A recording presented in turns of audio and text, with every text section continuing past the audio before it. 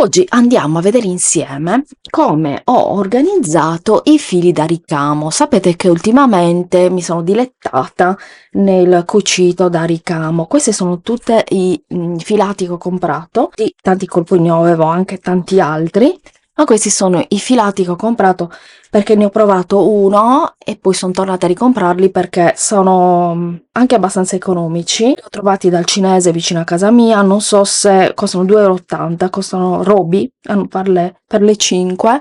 Te lo consiglio perché è un filo di cotone bellissimo che proprio cuce veramente molto bene e ho comprato, guarda, un bel po' di colori. Questo è quasi questo l'ho usato tantissimo, uno di questi ricami proprio creato io. E poi anche questo, cioè, ho comprato un bel po' di gomitoli che comunque tengo conservati in un cassetto. Andiamo a vedere. Il cassetto è questo, eccolo qui, ed è un cassetto di quelli dell'IKEA, ce l'ho sotto il tavolo e mi serve appunto per questo qui nello specifico lo utilizzo per ordinare i fili.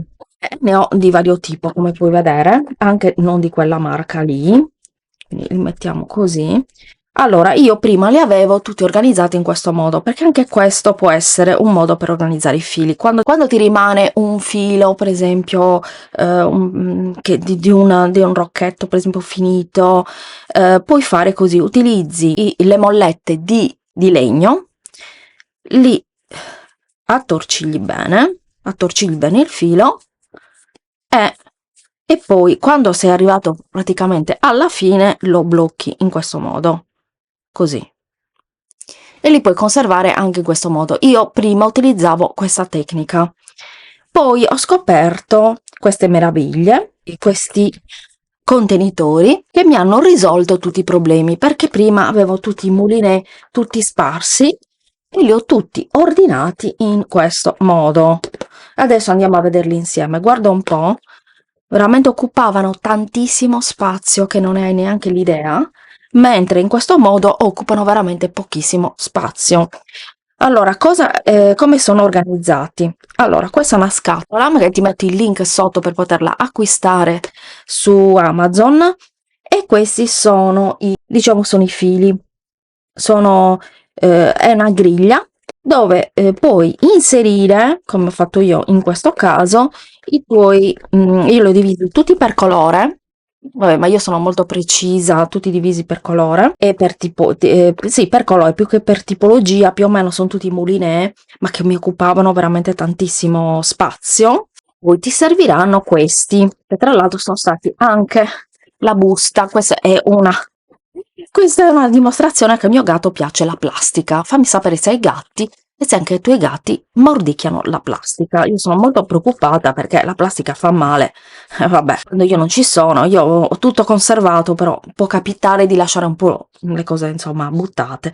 Allora, sono questi contenitori qua, queste specie di rocchettini in plastica che puoi farteli anche tu tranquillamente riciclando del cartone, ecco. Ma io ho preferito utilizzare questi perché sono fatti proprio apposta per essere inseriti qua dentro, perché vedi, ecco qua, chiaramente senza filo ce ne stanno tantissimi, con il filo, a seconda del filo che metti, del quantitativo, chiaramente qua ce ne stanno 2, qua ce ne stanno 3 e via dicendo. E trovo che questo metodo sia un metodo super efficiente per occupare pochissimo spazio, anche perché io non ho molto spazio da dedicare anche al ricamo e tutto quello del ricamo, quindi mi devo un po' organizzare come posso. Questo vale per tutte le tipologie di filo, sia filo di cotone che filo di altri tipi. Ecco, come puoi vedere questo, magari se io lo riempio con questi, ne riempio magari 3 o 4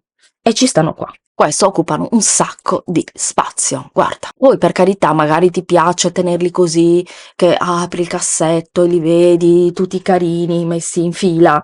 Per carità, ognuno di noi ha le sue preferenze, però se hai bisogno di spazio, questo è il metodo giusto. Adesso andiamo a vedere insieme come li inserisco all'interno.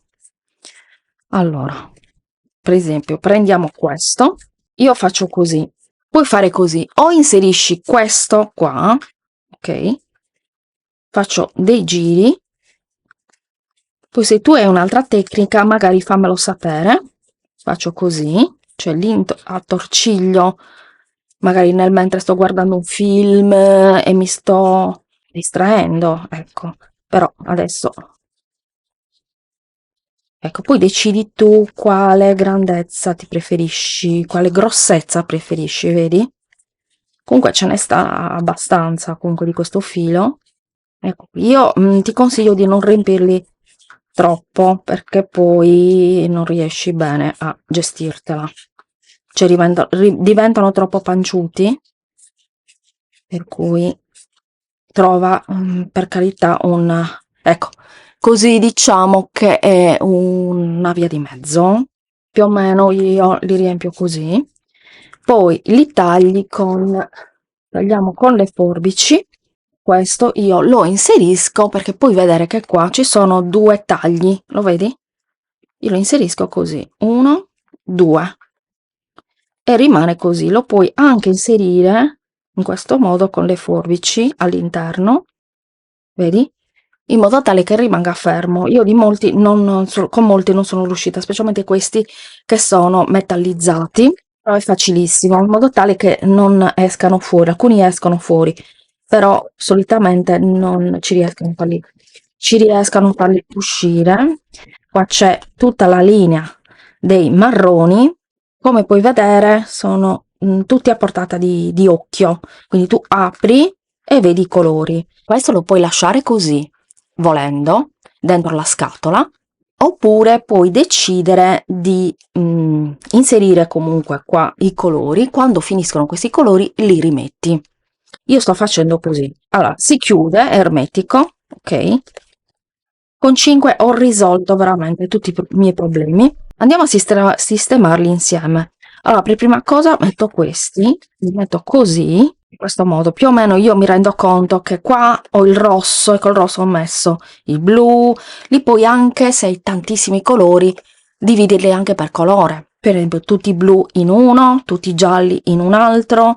Per esempio qua ho i gialli, potrei spostare questi qua, quindi questo così, questi tutti rosa, perché di rosa e viola ne avevo tantissimi e quindi i rosa li ho messi comunque tutti qua. Qua invece tra i marroni e i chiari, bianchi chiari, così. Allora rimane questo spazio. In questo spazio io metto quelli che non ho ancora utilizzato, che sono questi. Questo sì l'ho utilizzato, li mettiamo così qua, li mettiamo così in modo tale che li abbiamo a portata di mano, ecco qua, e questi invece sono quelli in lana che per ora ho lasciato qui. Questo per esempio è un nero di lana, questo è un verde di lana e un blu di lana. Questi lo stesso, forse sarebbe meglio metterli dentro delle spolette perché vedi sono quasi finiti e questi occupano solamente spazio, quindi questi sono sicuramente da mettere all'interno delle spolette. Un'idea può essere dividerli non solo per colore ma anche per tipologia di filato. Per esempio questi sono tutti di cotone, posso farne un altro, un'altra scatola, però non ce l'ho disponibile, me la dovrei comprare, un'altra scatola con tutti quelli di lana, quindi da usare più o meno in inverno con i maglioni, per decorare i maglioni e via dicendo. È ordinatissimo. Spero che il video ti sia piaciuto, allora lasciami un bel pollice alzato e lasciami un cuoricino, anche semplicemente un cuoricino, un fiorellino, quello che vuoi tu, per farmi sapere se ti è piaciuto questo video. Spero di metterne tanti di questi piccoli video di consigli adesso prima di Natale.